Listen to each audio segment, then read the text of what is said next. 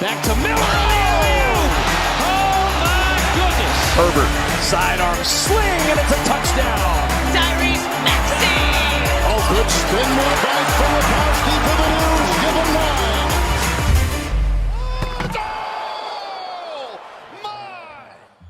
Hello, everyone, and welcome back to the Beef Upfront podcast on Pick Swap Media. The show's Ryan Coyle, joined alongside a new guest tonight for our show, NFL Big 5 Games of the Week. We are joined by Nick, cold as ice McClay. Usually gives out all our props on social media, but tonight he'll be joining us in place of Kevin, due to Kevin being at the Sixers game tonight.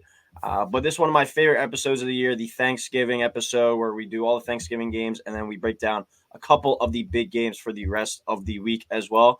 But Nick, thank you for your time, and hopefully you're able to kind of reverse your cold streak that you're on right now.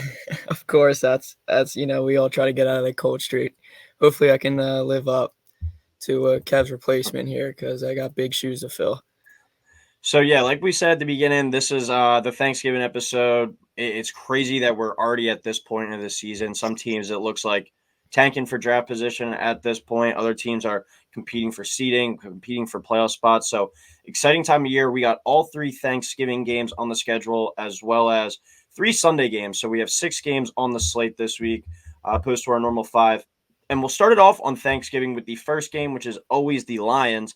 And the Lions are in a much different spot this year than past years on Thanksgiving. Oh, yeah. You have the Packers at 4-6, who are also in a much different spot than they're used to at this time of the year. It looks like they're not going to be making the playoffs this year, maybe find their way into that 7th spot. Winning this game would go a long way. But the Packers are 4-6, traveling to Detroit, who is 8-2. 12:30 kickoff on Fox. Lions are a 7.5-point favorite, over under at 47.5. And the Lions keep it rolling, you think, Nick? I mean, you look at this game, you're looking at 2 quarterbacks coming of 2 completely different games. I mean, Love just threw for over 300 yards, 322, 2 touchdowns, and a nice win against the Chargers. And then you had Goff throwing 3 picks against the Bears. I think his final QBR was like sub 50 or something like that. Divisional game for Detroit. I don't see how Dan Campbell doesn't have his guys ready and prep for this game. Thanksgiving at home, divisional, really trying to set the tone. Obviously, as an Eagles fan, we don't want to say this, but they're also competing for that 1 seed in the NFC. Wow. So I don't see how the Lions don't get this done. I do think Packers keep it close with a divisional game. I mean, I feel like divisional games always are tight. I got 28-21 Packers. Do like the over with how high-powered the Detroit offense is. I think Goff and Amon-Ra could really do some damage here. And I think Jair's a little banged up. I'm not sure if he's playing, or if he is, he's not 100%. But I got Lions here by a touchdown. Yeah, I'm a little bit worried about the Lions kind of big picture-wise. The defense over the last 4 games has really struggled. They started out the year pretty hot, but over their last 4 games, the Lions are allowing 29 points per game, and Jared Goff has 5 interceptions during that span, including that 3-interception game last week against the Bears that you touched on. They are 3-1 in those games, so they've been finding ways to win, but that loss was a blowout to the Ravens in that 38-6 game. And then the wins were over the Bears, Chargers, and Raiders, 3 teams who are currently not in the playoffs. So the only win that this Lions team has right now over a team that's in the playoffs is the Chiefs, and that was that Week 1 game where Chris Jones and Travis Kelce didn't play. So how legit are the Lions? I still don't know. But like you're saying, I think they're going to be juiced up in this one, a chance to move to 9-2. As we said earlier, usually at this point in the season, they're like a 2-3 win team, and they're looking at a top 5 draft pick. Now they're in position to, like you were mentioning, potentially get that number 1 overall seed in the NFC. Be a pretty wild turnaround. But I do think that they're going to be juiced up in this game, as you were touching on. And I think they're going to take care of a bad Packers team. Thanksgiving at home, chance to go to 9-2. I'll take them to win and to cover, but I am worried about the long-term ceiling of this team. But I do think that they win this game 30-20. So Lions minus 7.5 and over a 47.5. All right, second game of the week. We go to the 4:30 slot on Thanksgiving on CBS. You have the 4-7 Commanders traveling to the 7-3 Cowboys, as always on Thanksgiving. Cowboys are a 10.5-point favorite. Over under is sitting at 48.5. Yeah, I think this one could be kind of ugly, honestly. I think Cowboys just steamroll them here. Dallas is 7-10 against the spread this season. They're clearly the better team in every aspect and every facet of the game. They're top 5 in passing yards, points scored, passing yards against, and points allowed. I hate to say it again as an Eagles fan, but Dak, I mean, he doesn't look too bad. He's ranked 8th in passing yards, averaging almost like 260 passing yards a game. I mean, I again hate to say it, but he's been putting together an okay season. When the Cowboys have been favored by 11 plus points, I saw in 3 games this season, they covered it twice. There's no way a team that Tommy DeVito beat is going to beat this team or even come close. So I got Cowboys 33-17 with the over hit, and I think they could possibly even hit this over, come close to this over themselves. Yeah, I'm right in the same boat with you. Keep it simple here. Dallas is a good team. I think they're a legit threat in the NFC, and the Commanders have proved as the year has gone on that they're just a bad team. I think this is going to be an organization that clean shop this offseason with a new head coach, a new GM, most likely with the new ownership coming in. Sam Howell, I think, has given the Commanders, at least the ownership, a reason to believe that he could be the guy going forward. He is leading the league in passing yards right now, Yeah, so he which is having crazy. yeah, he's having an impressive season. We'll see if they give him the chance to stick around long term, because a lot of those are kind of garbage time. And again, in those 2 games Right. against the Eagles that he had really good games in. But the Cowboys dismantle these bad teams typically, as you were touching on, have beat the Giants, Jets, Patriots, Rams, and Panthers all by at least 20 points in their matchups. And dating back to last season, the Dallas Cowboys have won their last 12 games at home. So this is a spot here. I think it's a win and an easy win. That loss to the Giants really deflates any hope of a wild card spot that the Commanders might have had. And it feels like this is kind of a game that they're going to start to really spiral downward, fall to 4-8. So I do like the Cowboys to win and cover this one. I'll go 35-17. So Cowboys minus 10.5 and the over of 48.5 in there. All right, third and final game of Thanksgiving. We go to the nightcap. The 7-3 49ers at the 6-4 Seahawks, 8:20 on NBC. Niners are 6.5 point favorite, over under 43.5. And it sounds like Geno Smith is going to play. So I'm curious to think if you think the Seahawks can pull off this upset. Yeah, I mean, even if Geno Smith can play, I don't think they can get this done. And if not, there's no way Drew Lock gets it done. The last 5 matchups these guys have had head-to-head, San Francisco, Seattle. Niners are 4-1 and outscoring Seattle by 48 points. Again, I'm not sure if he's 100%. I just don't see him coming away with a win here. San Francisco's defense has been insane, allowing like just under 16 a game, which is unheard of. It's going to be really tough for Seattle to get the ball moving, especially if Kenny Walker's also banged up. If this team is banged up, they're not going to come prepared. They're not going to beat this overpowered 49ers team. I think they win by 10. I got them 27-17, and give me the over too. Yeah, whether Geno plays or not, I'm with you. I think the 49ers are still going to roll in this game. Since getting their horses back with Deebo Samuel, Trent Williams back in the lineup, this is a team that looks like they're ready to go on a run, and it's going to be a real good matchup in a couple weeks in Philly against the Eagles. But since Williams and Deebo are back in the lineup, they've won those last 2 games by a combined score of 61-17. Going on the road to Seattle is never easy, especially in a division game, so a little bit of a pause for concern with that, but I just don't think that the Seahawks are going to be able to go score for score with the Niners when the Niners are healthy, and especially if Kenneth Walker is out of the lineup for the Seahawks, make them more of a one-dimensional team. I think that's going to play into the 49ers' hands. So I think the 49ers win this one, and they do it in pretty convincing fashion. I'll go 27-13, so the Niners minus 6.5, and I'll take the under of 43.5 there. All right, now we go to Sunday where we have 3 more games to get into. This one is for a battle for first place in the NFC South. The Saints at 5-5 at the Falcons, who are 4-6. Pretty wild to say that this is for a first place game, but 1 o'clock on Fox. Saints -1 and the over/under at 42.5. Yeah, this is ugly. That this is a potential matchup that's going to be the first place winner in the NFC South. This is disgusting. I do have a future on the Saints to win this division, so I'm rooting for that. So yeah, I'm going with the Saints. Ritter is back under center. I don't really know if that is better for Atlanta. Saints currently have a 5-game winning streak in Mercedes-Benz Stadium, and I do think they will push that to 6. This offense is just way too – there's so many question marks. They don't know whether to give the ball to Bijan. They don't give it to Kyle Pitts. I feel like they have a lot of weapons that they just don't really use. Carr's also banged up, which I'm a little worried about. But again, Jameis Winston slings it. He has no care in the world. That man will throw to anyone.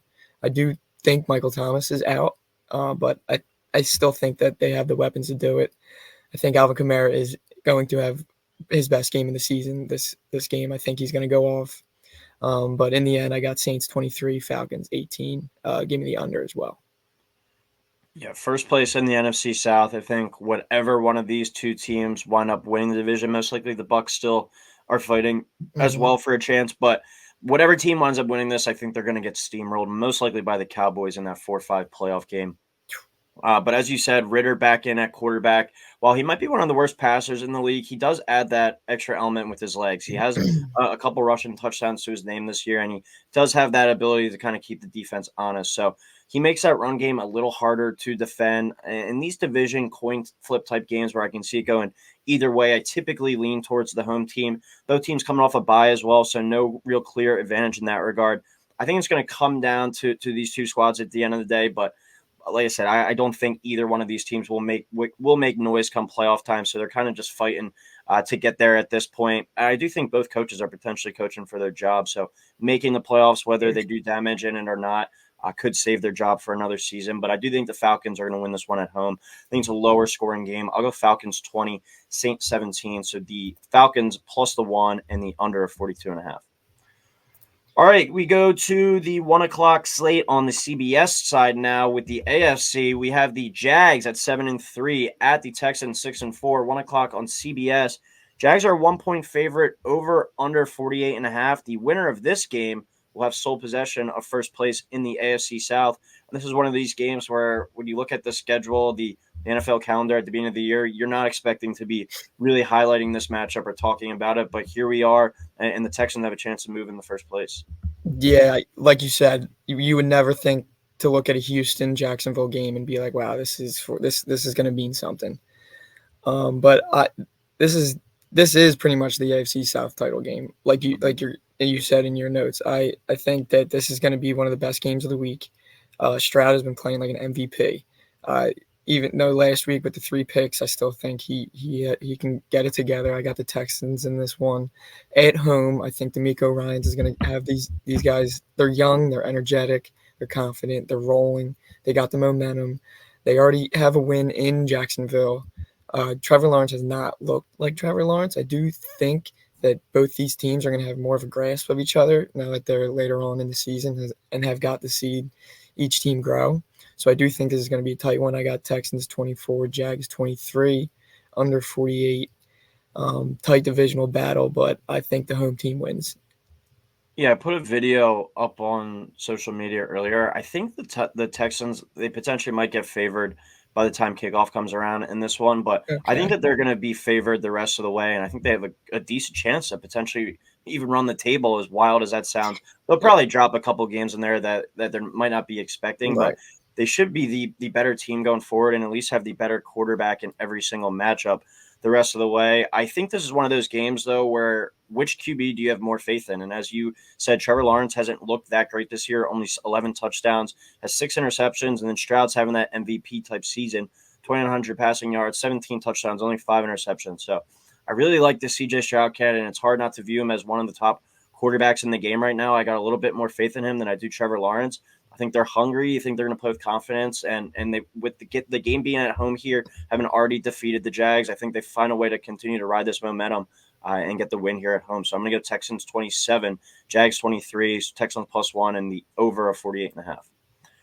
All right, our final game of the week, we go to Lincoln Financial Field in Philadelphia, Pennsylvania, with the Bills, who are 6-5 at the 9-1 Eagles. A 4:25 kickoff on CBS. Eagles are a 3.5-point favorite. Over under is 48.5. Do the Birds keep it rolling, Nick? I think they do. After coming off a big win in Kansas City against one of the best in the game and one of the best coaches in the game. I think they have the momentum. I think they come into the link. The crowd's going to be rocking. Allen has not really looked that good this season. He's kind of been a loose cannon with all these turnovers.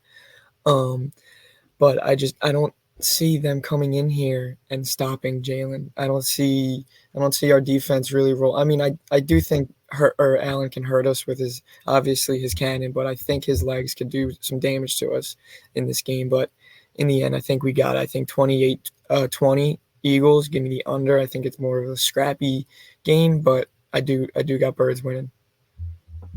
Yeah, I think that the Eagles are going to win this game as well. I mean, that was one of the more impressive wins, I think, on the NFL season so far, finding a way to go to Kansas City in that weather and everything, and with Andy Reid coming off the bye too, where he's been basically unbeatable. They showed a lot of gut, a lot of heart to go in there and win that game, and they found kind of their ability to run the football again with Cam Jurgens back in the lineup. DeAndre Swift had some really nice plays. But they did struggle to pass protect, and now they're facing a Buffalo team who's desperate, fighting for a playoff spot of their own, and they have a great pass rush with the most pressures in the league. So the Bills are coming in this one hot. They know they don't have much room for error. After this game, I believe, is their bye, but then they have the Chiefs. They have the Cowboys coming up. They got a lot of tough games ahead as well. So the Bills are desperate to get wins each and every week to stay in the middle of that AFC playoff race. So they're coming into this game fired up. But I think it's gotten to the point with the Eagles, it's just stupid to pick against them. They just win week in, week out. Hurts has won 26 of his last 28 regular season games, and I think this is one of those games where Josh Allen might try to play a little bit too much hero ball against this potentially high-scoring Eagles team, and he gifts the Eagles a few turnovers at home, and that just leads to another Eagles win. So I'm going to go Eagles 26, Bills 20, so Eagles minus 3.5 in the under of 48.5. All right, our last two segments of the day, the dog of the day, the underdog money line pick, and our lock of the week, our favorite bet. Nick, who is your dog of the day, underdog on the money line? I did take that Houston, but at the same time, I do believe that it may flip to a favorite. But this is a very ugly pick, and don't know if I recommend taking it. But I think the Bucks could beat the Colts here. I think they are in a spot where they are fighting for a playoff spot, which is how it's just insane to say in that crazy division. I think they come out they got to play the Colts. I don't think Minshew's going to be really doing anything. They just released their best linebacker, who has probably been their best defensive player for years. But I'm going to take the Bucks here plus 2.5, plus 115 on the money line. Yeah, mine's one of the games of the week we had. I had the Texans at +1 and plus 100. As we touched on, they already knocked off the Jags this year. They're playing some of the best ball in football. They showed last week in that win over the Cardinals too that they're a team that they don't need CJ Stroud to play superhero ball. He had 3 interceptions and they still found a way to win. They're showing that they can win in different ways, and I think that's going to continue to help them over the course of the season, and I like them to get this win at home here. And then our lock of the week, our favorite bet of the week. I'll go first here. Mine is the New York Jets team total under 14.5. That's at minus 105. Tim Boyle is the starting quarterback this week for the Jets, and he had 1 touchdown and 13 interceptions, I believe, were his numbers in his college career at UConn. So I don't think this is going to be a team that moves the ball very well, and I think they're in trouble as long as he's the starting quarterback. We'll see if he can be any worse than Zach Wilson. But at the same time, I really love their under. They've struggled to move the ball with whoever's been playing quarterback this year. The fact that he is on a roster is absolutely insane with a college stat line of 1 and 13. I just don't see how a team sees that and it's like, yeah, I want that. I want that on my team. There has to be someone better. But I agree with you on that.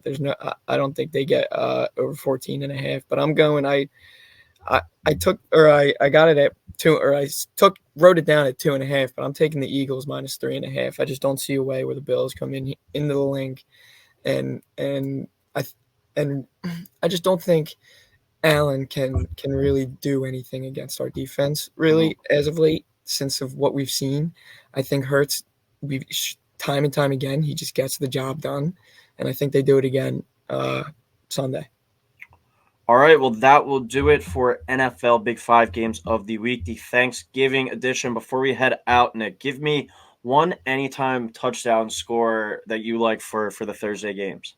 Thursday games. Give me. Let me see. Give me Jahmyr Gibbs. Give me Jahmyr Gibbs finding 6. I know D-Mont always finds 6. He's always the guy to get it, but I feel like Gibbs is going to get one in on Thanksgiving. All right, well, that will do it. Thank you, everyone, for listening. As always, please like, subscribe, and enjoy your Thanksgiving.